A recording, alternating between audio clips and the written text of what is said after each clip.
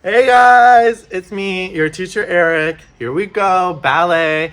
I just want to start off by saying that how thankful I am for this opportunity that we have, even though that we really can't technically be together in person. We get to be together in spirit through these videos, and I really want to thank Rachel for that.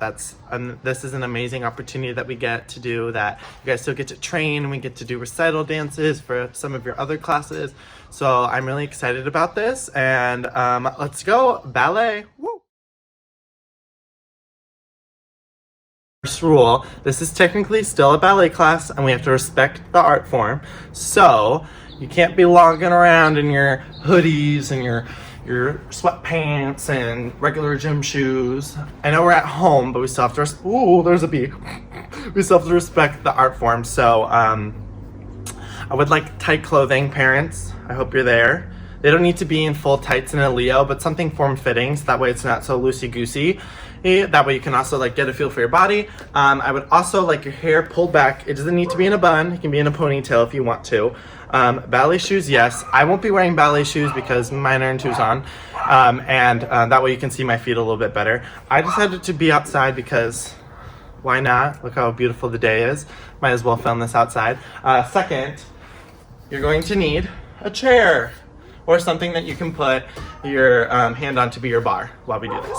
So a little bit how classes are gonna run is I'm going to give you the combination. So before I do the combination, I'll talk about some things that we talked about in class prior to this whole debacle. And then I'll also be giving you guys some new things to think about before every exercise. And then I'm going to do the exercise. The combos are going to be pretty basic, something that we've already done in class. So you really only need to watch it about once and you'll know. You'll be like, oh, I remember we did that like 2 weeks ago when we were back at the studio before this whole thing hit, right? So yeah, just watch, listen to the prior part in the video, and then happy ballet. Oh, and if you guys want to send me we'll actually send to Rachel any videos that you guys have doing ballet, and then you can get back to me and I can critique you guys. I would love to do that. You know, that's a part of my job, right? Is critiquing you guys. So parents out there, if you want to record anybody and you want to send it to Rachel and Rachel can send it to me, that would be perfect. Then I can for the next class, I can talk about oh, Evie, there was this that you did in your video that I think you should work on. That would be amazing. Thank you.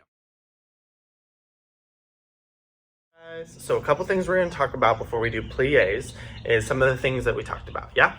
So the first thing is we were talking about how instead of tucking in and then lifting out with our booties, we're pressing down and up through the front, yeah? So we get that nice, solid, straight line versus boom, sticked out. We don't want that, or boom, all the way tucked in, yeah? So I'm thinking of pulling up and pushing down all at once, not tucking. Remember, there's a difference, not tucking.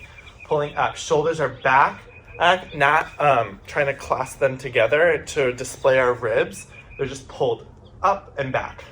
So a good way to find that out, we lift up our shoulders and then we press them back and roll them back behind us. Yes. Now we're in that nice tall stance. Also, we also need to remember to lift our chins up so we're not going down. We're doing everything like this. Oh God, we don't want that, okay? We're looking up and out, nice tall chins. Couple things also, when we were doing pliés, we were talking about not letting that arm cross our belly button line, yeah? So find our belly button. Yep, you found it? Awesome. So once that arm comes across, I'm not gonna let it rotate over, yeah? We wanna keep everything to one solid line in its own little vicinity place. Boom, we plie, everything stays all in one line. When we're stretching over, we talked about my knees and how we don't let them kiss. We don't want our knees kissing when we stretch over. So when we plie, we want to think of keeping those knees right over our toes. Boom, yes. We also talked about, let's see. Oh, we talked about anytime we transition, remember, we don't go, let's say if I'm in second, I'm transitioning over to fourth, I tendu the leg and I rotate it over versus lifting it up and pressing it down to the ground. Yeah, and that goes for also when we stretch in front. That way we don't come in and then we turn it out. Yeah, if we're in that parallel stance, we turn it out first, tendu the leg, bring it in and close it in, yeah? Awesome.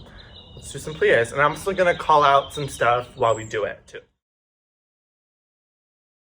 Hey guys, okay, so we're gonna start with plies, and I'm gonna be doing the left side, and you at home will be doing the right side. And then how it's gonna work is, after we do the right side, you can go back in the video and replay it to do the left side. But for purposes of you guys just doing it at home, I'm gonna do the left so that way you can mirror watch me, so you don't have to be like, what foot are we starting with? Oh gosh, it's stressful. No, you can just follow me along, and then when we do the other side, you'll know the combo by that point, because again, they're combos we've already done. And yeah, we'll get started, okay? So I want you to start with your left hand on bar, pulling nice and tall, all chins lifted out, and let's start.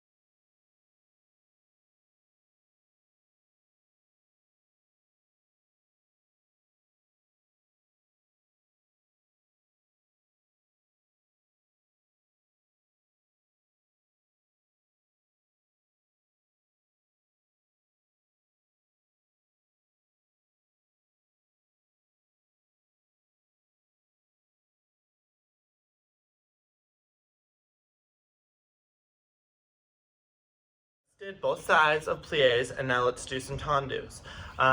Remember that what we were talking about in class is that when we tendu forward and from first or even fifth, that heel is leading me forward, and when I'm going back, the toes are leading me forward, yeah? So I have a solid line and from the bottom of my heel up to my inner thighs rotators, or that are pressing me out to keep that position up and out as I go front and back. Also, I just went back and I just got that in my head.